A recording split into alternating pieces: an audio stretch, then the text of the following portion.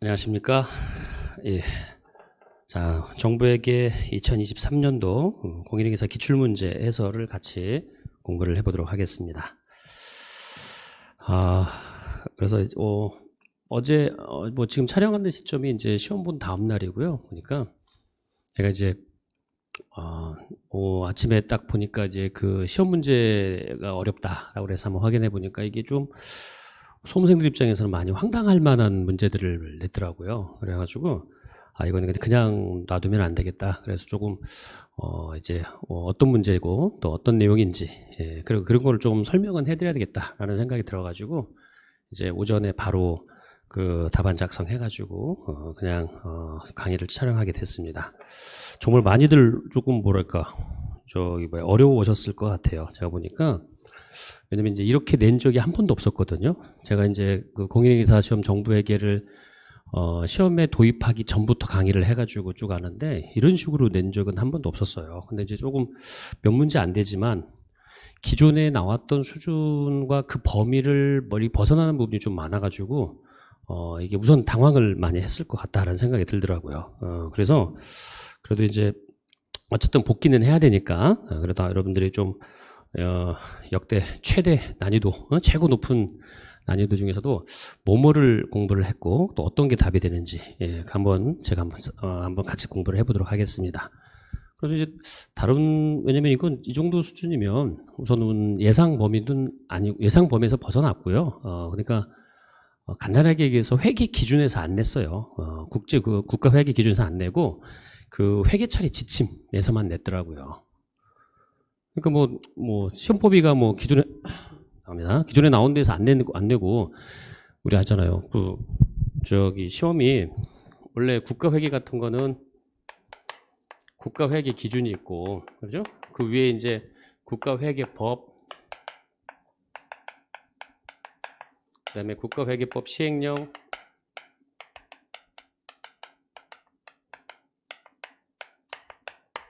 그리고 이제 국가회계된 회계처리 지침 이렇게 냈는데 그냥 여기서 낸 거예요. 여기서 이걸 안 내고요. 여기는 다 안 내고 그래서 기존에 있는 범위 내에서 좀 다 벗어나다 보니까 아무래도 국가회계 쪽에서는 조금 더 말이 좀 많은 것 같아요.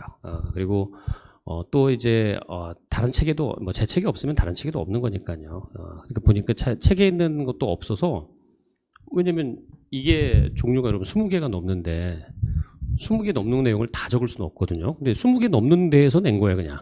거기서 기준에 없는 거. 그러니까 일종의 합의를 깬 거죠. 페어 플레이 하기로 해놓고는 그걸 벗어나가지고 이제 출제를 한 부분들이 많더라고요. 그래서, 너무 편향되게 출제를 했구나. 그런 생각이 들더라고요. 그래서 이제 한 번은 좀 설명을 드려야 될 것 같다라는 의미로 이제, 같이 제가 한번 설명을 좀 드리도록 하겠습니다. 자, 첫 번째 36번부터 한번 볼게요, 여러분.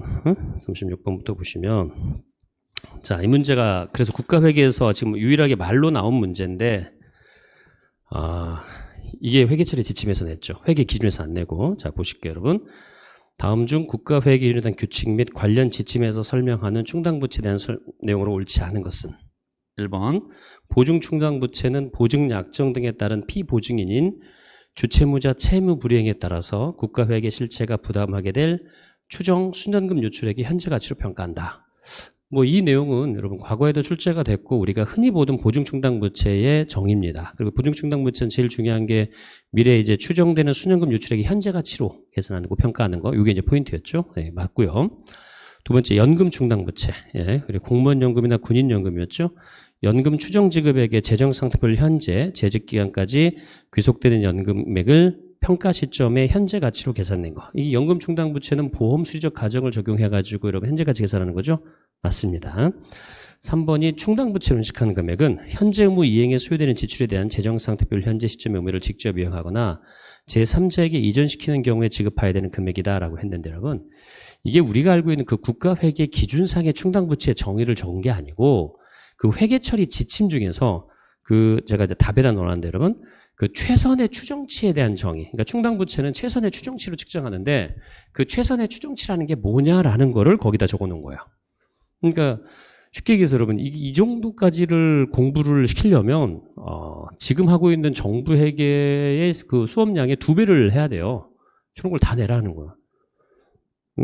제가 보기에는 기존의 출제자들이 뭐 몰라서 그렇게 하지는 않았을 텐데 어느 정도를 공부시키는 게 맞는 거지. 지금 하는 거에 이거까지 다 하라고 그러면은 범위가 너무 넓어지는 거죠. 그러니까 그래서 저기 회계처리 지침에 충당 부채 정의도 아니고 최선의 추정치에 대한 정의를 그대로 금액으로 표시를 해라. 뭐 이런 식으로 이제 출제를 한 내용이다라고 보시면 돼요. 이거부터 황당했죠, 솔직히 저는. 네. 얘네들이 판을 깨자는 얘기구나. 뭐 그런 생각이 들더라고요. 자, 네 번째. 보험 충당 부채는 재정 상태표를 이전에 보험 사고가 발생했으나 미지급된 보험료 지급 예상액과, 그렇죠? 보험과 관련 충당부채 미지급과 재정 상태표를 현재 보험 사고가 발생하지 않았으나 장래 발생할 보험 사고에 대비해서 적립하는 지급 예상액으로 구성한다. 그래서 아직 미지급된 거가 앞으로 지급이 예상되는 금액을 구성한다. 이것도 회계처리 지침에 대해서 언급한 사항이고요. 이게 국가 회계 기준은 없어요. 이게 다 이 안에 세부 내용만 뽑는 겁니다. 다섯 번째가 보험 충당부채 평가 시 관련 법률에 대한 적립금, 준비금 산정 방식이 보험금 예상 지급액 방식과 유사한 경우 그 적립금, 준비금 그리고 미경과 보험료 적립금은 보험 충당부채를 본다. 근데 그 앞에 적립금과 준비금까지는 맞는데 그 미경과 보험 적립금은 이건 보험 충당부채로 인식하지 않고 기타 부채로 인식을 한다. 이런 뜻입니다. 솔직히 말하면 이 문제도 풀기 힘듭니다. 이거야 뭐 저희들이 가르치니까 아는 거지. 이걸 이 정도까지 세부적으로 읽으려면은 이거는 뭐 너무 저기 하긴 했죠. 미경과 보험 적립금이란 표현까지 다시 공부를 시켜야 되는데 그래서 답은 5번이 해서 그 뒤에 미경과 보험 적립금만 보험 충당 부채가 되지 않는다. 예? 그 표현을 지금 답으로 요구한 것 같은데 이건 너무 디테일하게 나면 너무 사이드에서 낸 거예요. 그거는 그렇죠? 그래서 답은 5번이 맞습니다. 네. 이거를 과연 수험생들이 풀 수 있겠다? 그렇게 생각하지는 않습니다. 저는. 예. 그냥 틀려주십사 하고 나는데 보통 이제 이런 문제들이 과거에 보면은 한 문제, 많아야 두 문제 정도가 언급이 된 적이 있지만 대부분이 한 문제로 끝냈거든요. 근데 올해 문제는 정말 누가 어느 분이 출제했는지 모르겠지만 참 고민이 많았던 것 같아요. 네, 가정사에 대한 고민이든 뭐 37번 보겠습니다. 37번 다음 중 지방자치단체 회계 기준에 대한 규칙에 대한 설명으로 옳지 않은 건 그러면 그나마 지방자치단체가 말로 나왔는데 얘네들이 쉬워요. 그러니까 지방자치단체는 그냥 책에 있는 내용들이에요, 실은. 그래서 제가 보기엔 5개 중에서 공부를 좀 하셨으면 솔직히 5개 다 틀렸다 그러면은 이제 정확하게 공부를 안 한 거고요, 그거는. 제가 보니까 한 2개 정도는 아마 기본적으로 맞고 나머지가 좀 많이 틀렸을 것 같더라고요. 근데 이제 실제로 공부를 많이 하신 분들은 4개 이상을 목표로 하셨을 텐데 그분들이 아마 여기서 지금 로스가 좀 많이 나가지고 조금 충격을 받지 않았을까 생각합니다. 자, 우선 볼게요. 37번.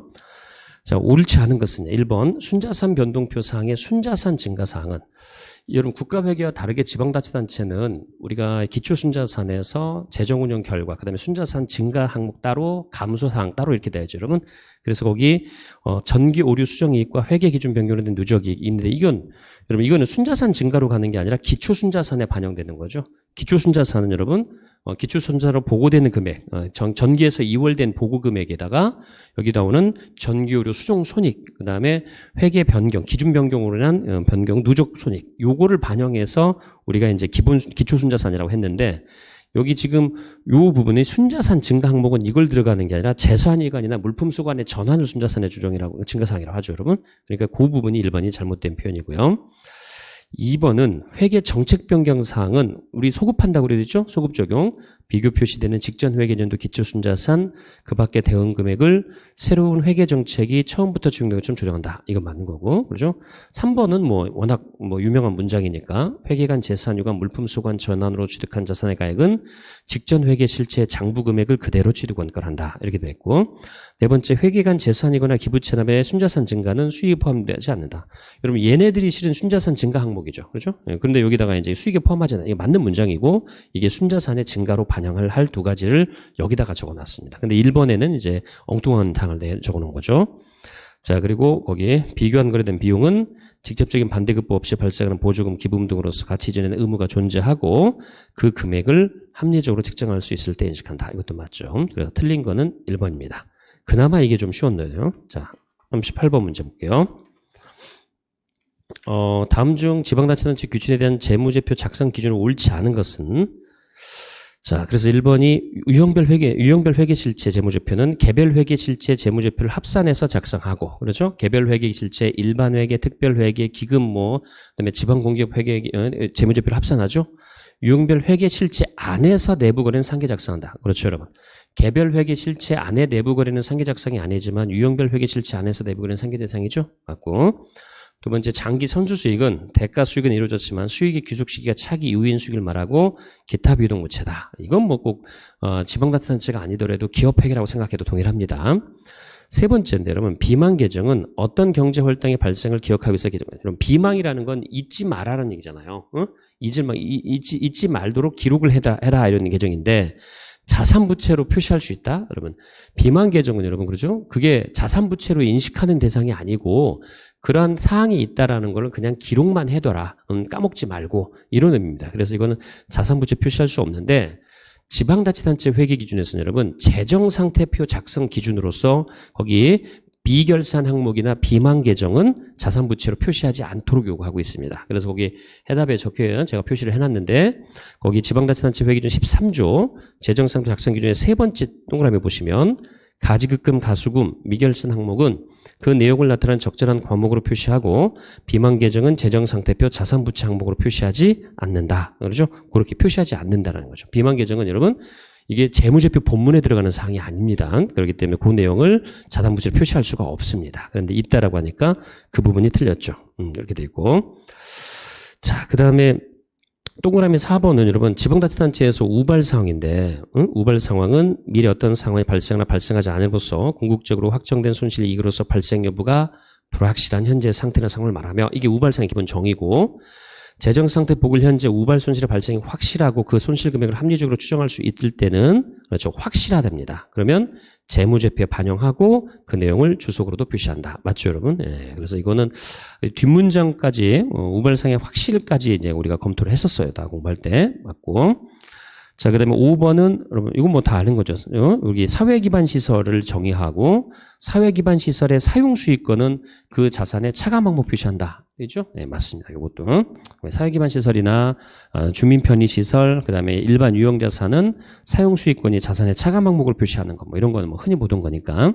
그래서 이게 38번 문제는 여러분 물론 이제 이게 지방자치단체 회계 기준에도 표시가 되는 겁니다. 그런데 이거 말고도 여러분 이거는 기업 회계만 하더라도 비망 계정이란 뜻만 제대로 알고 있다면 뭐 똑같은 내용이죠. 비망 계정은 자산부채로 표시하는 게 아니기 때문에 그래서 아마 이 부분도 충분히 맞출 수 있는 그런 문제라고 봅니다. 자, 넘어가시고 뭐 말로만 하면 뭐 다 맞죠. 책에 있는 내용도 뭐 다 할 수 있는 건데 근데 그나마 이제 문제 수준이 떨어졌다. 쉽다라는 얘기 보시면 되고요. 39번 가시죠, 여러분. 이게 이제 또 제일 많은 논란을 가져올 거고요. 그러니까 요거는, 보니까, 이걸 정부 회계를 가르치는 분들도 답을 못 낼 것 같더라고요. 예, 그리고 한번 보니까 또 어떤 분이 답을 올려놨는데도 틀렸더라고요. 그래서 그냥, 이거는 좀 아셔야 되니까, 좀 한번, 근데 이런 것까지 내면은 참, 제가 아까도 했지만은, 정말 이렇게 범위를 넓혀놓으면, 이게 공부를 안 할 수가 없거든요. 그러니까 수습을 하기 힘들 것 같은데. 그래서, 올해는 최대한, 이제 책을 저도 개정할 때 이런 부분을 일부 반영해서 뭐 전반적으로 다 할 수는 없습니다. 왜냐면 주어진 시간 내에서 공부를 해야 되는 거지. 올해 같은 상황이 지속될 거라고는 생각하지 않거든요. 이렇게 내면은 진짜 욕먹죠. 네. 몇 년씩을 공부해서 우리 준비한 수험생들인데 이런 식으로 기존에 해오던 범위나 기존에 해오던 내용을 벗어난 주제들을 몇 개씩 내버리면 이거는 뭐 뒷감당하기가 좀 힘들지 않을까 뭐 이런 생각이 듭니다. 물론 이제 출제자 맘이죠. 출제자 맘이긴 한데 너무 벗어났어요. 네, 너무 벗어났어요. 이렇게 되면은 제가 빨리 답을 올리는 이유도 이건 가르치는 사람도 못 풀겠다 잘못하면 이런 스타일까지 문제가 될 수 있을 것 같아요. 자, 어쨌든 보겠습니다. 자, 중앙관서 A부처, B부처는 2001년 초에 각각 도로와 건물을 다음과 같은 조건으로 취득했고 A부처는 도로를 수익형 민자사업, 즉 BTO 방식으로 취득했고 B부처는 건물을 임대형 민자사업 방식으로 취득했다. 딱 이 단어 보면서도 이제 황당했겠죠. 네. 근데 이제 뭐 개념은 그렇게 뭐 어렵지는 않아요. 그래서 거기 수익형 민자사업과 임대형 민자사업 이렇게 나왔는데 이게 대부분이 이게 뭐냐면 수익형 임대사업은 말 그대로 민간에서 그걸 만들어가지고 정부한테 주는 거예요. 우리 기부채납이라는 개념 있죠. 그걸 가지고 우리 표시를 한다는 얘기고 이 임대형 민자사업은 간단하게 해서 정부가 할부 취득하는 개념이에요. 할부 취득해가지고 간다 뭐 이런 뜻인데 거기 취득원가. 이 취득원가라고 하는 게 여러분 이 표현이 좀 만 원이 웃긴데 이 취득 원래는 뭐냐면 민간에서 그만큼 돈을 쓰는 겁니다. 돈을 써서 정부가 받아오는 개념이에요. 그 금액이 이제 만 원이다. 뭐 이런 얘기고 기대 수익률 5%, 사용 수익권 부여 기간 10년, 그다음에 비부처는 연간 시설 임대료를 동일한 금액으로 지급하기로 했다. 연간 신설 임대료를 동일한 금액으로 했다는 저 취득원가와 동일한 금액이라고 봐야 돼요. 여기서는. 이것도 설명이 좀 부족합니다. 그래서 해당 자산 취득 시 A부처 자산 증가액과 B부처 자산의 차이는 얼마냐?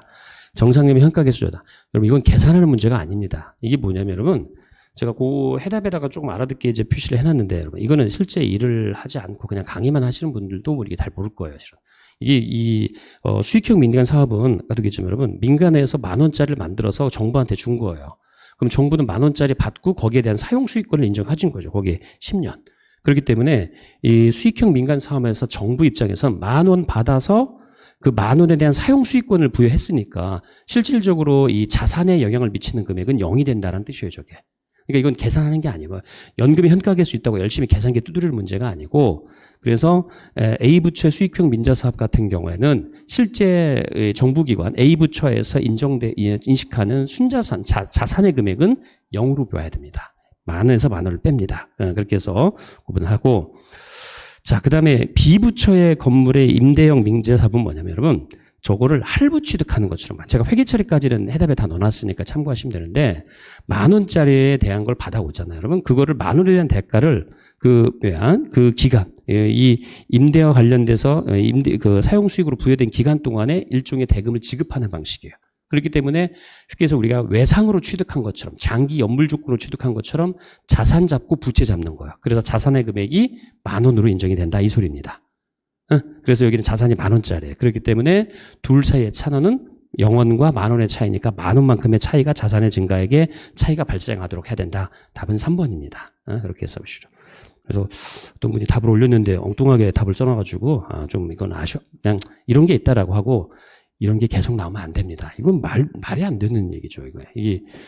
이것까지 공부하면 정말 대체 어디까지 공부를 시키라는 의미로 하는지. 네.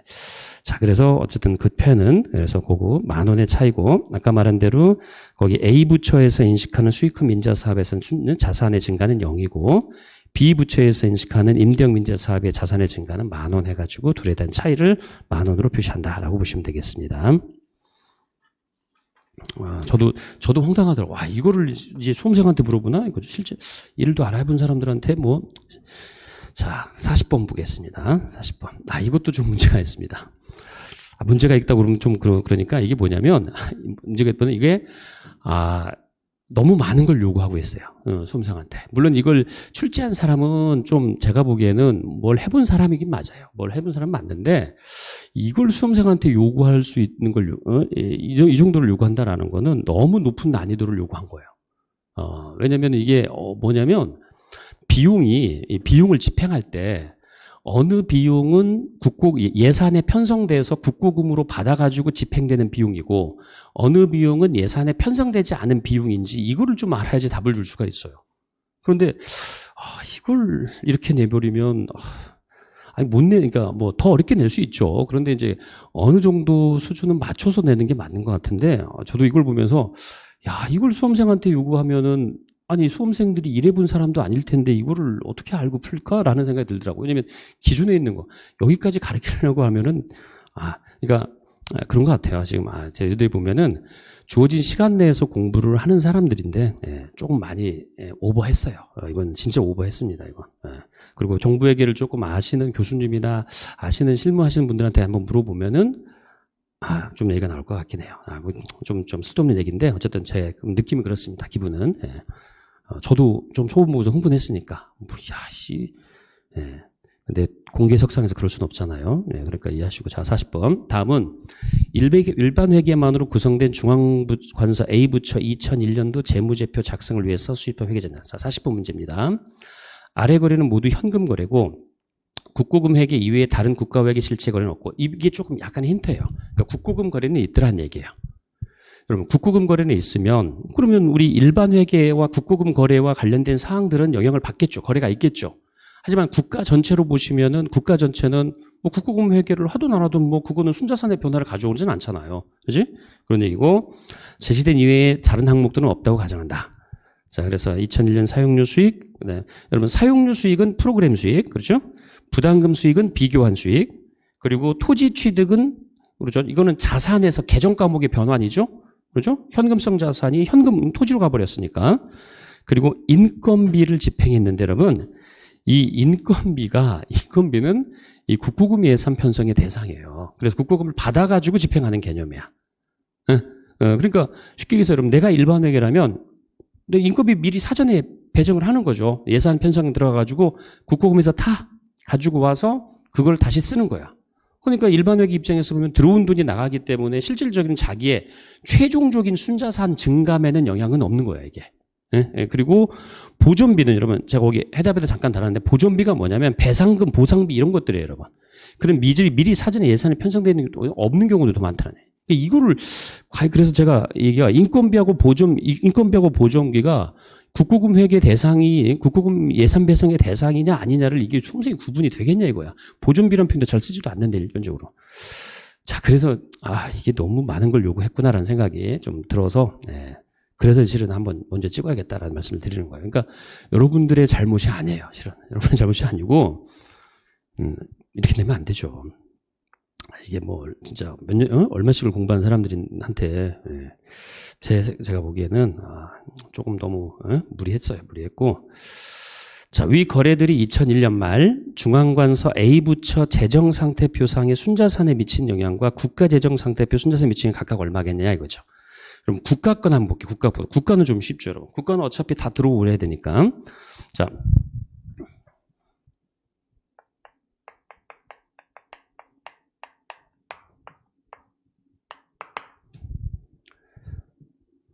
자, 거기 보시면은 이제 프로그램 수익이 있고요.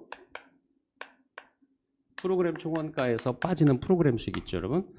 그리고 보존비는 아까 얘기했지만 여러분, 지출 의무가 생기는 건데 보상비, 배상비 이런 거고, 이게 이미 이제 프로그램에 포함이 돼 있느냐에 따라서 프로그램 총원과 관리 운영비, 비배분 비용 다 들어갈 수가 있어요. 그러니까 이것도 여러분 정확하게 얘기를 해줘야 돼요. 이게 완전하게 예산 편성에 100% 안 들어갔다?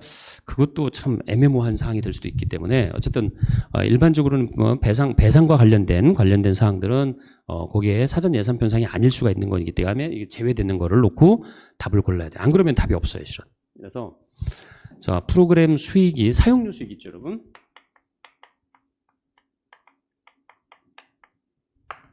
자, 사용료 수익이 10,000원. 자, 그 다음에 부담금은 여러분 저 밑에 국가든 비교한 수익이 있죠?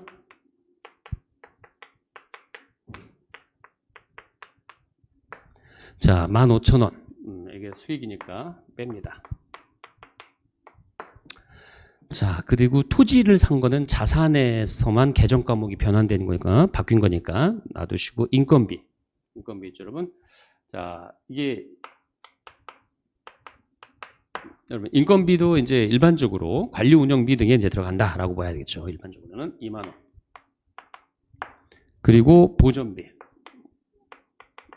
여기도 마찬가지 여러분. 일반적인 것들은 보통 관리 운영비나 미배분 비용이 들어가는 거고, 그리고 이제 이게 프로그램과 만약에 연관이 돼 있다면 그럼 별도로 언급을 해줘야죠. 지금 프로그램과 관련돼 있다는 표시가.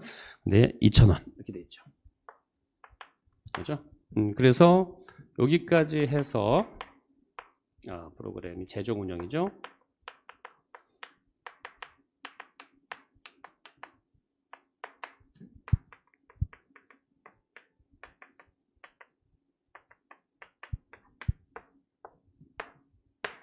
$12,000원.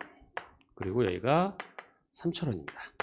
근데 재정 운영 결과가 여러분 마이너스라는 거는 수익이 비용보다 크다라는 의미잖아요. 그렇기 때문에 자, 거기 물음이 위 거래들이 2001년 말 중앙관서 A부처의 재정상태표의 순자산에 미친 영향, 즉 순자산의 증감 효과를 가져오는 거죠. 그리고 국가 재정상도 순자산에 미친 영향, 국가는 얼마? 33,000원이 증가돼야 됩니다. 그래서 3,000원의 증가, 이게 하나 나와야 되고, 그다음에 중앙관서 A부처 거는 여러분 이 중에서 국고금에서 예산을 배정받아서 집행하고 또 돈이 들어오면은 나는 받아서 국고금 통장에 바로 넣고 그러니까 순자산의 변화를 가져오지 않는 항목이 요 두 개입니다.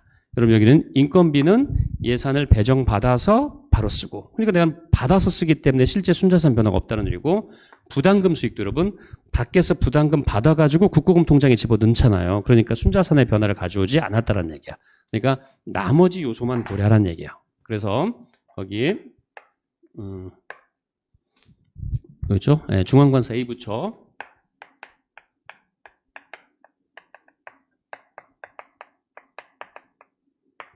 자, 그래서 여기가 10,000원 그리고 2,000원 여기는 해당 사항 없고요. 그래서 최종적으로는 여러분 영향을 미치는 건 얼마? 8,000원입니다. 그래서 이게 순자산의 재정운용 결과가 마이너스이기 때문에 재정운용 결과에는 플러스 8,000원의 영향을 미치는 거죠. 답은 그래서 2번이다 하나이죠.